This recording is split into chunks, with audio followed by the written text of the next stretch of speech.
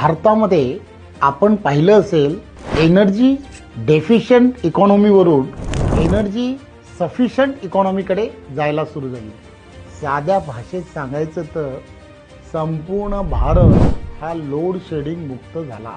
यासाठी काय करावं लागलंय तुमच्या लक्षात येत आहे का? 2010, 2011, 2012, 13, 14 पर्यंत म्हणजे मोदी यायच्या अगोदर या देशामध्ये विजेचा मोठ्या प्रमाणामध्ये तुटवडा होता। विजेचा तुटवडा जर घालवायचा असेल तर तुम्हाला आम्हाला सर्वांना नक्की काय करावं लागेल या संदर्भामध्ये एक चांगली पॉलिसी ही आदरणीय पंतप्रधान नरेंद्र मोदीजींनी तयार केली।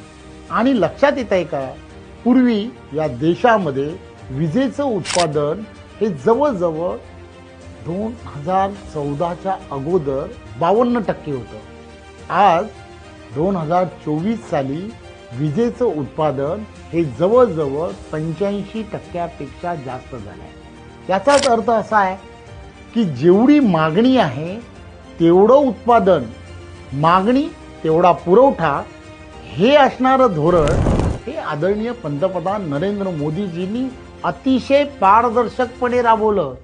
अतिशय पारदर्शकपणे राबवलं याचा अर्थ लक्षात घ्या, आदरणीय पंतप्रधान नरेंद्र मोदीजींनी या सर्व क्षेत्रांमध्ये केलेली ही अत्याधुनिक अशी क्रांतीच आहे असं म्हणावं लागेलच।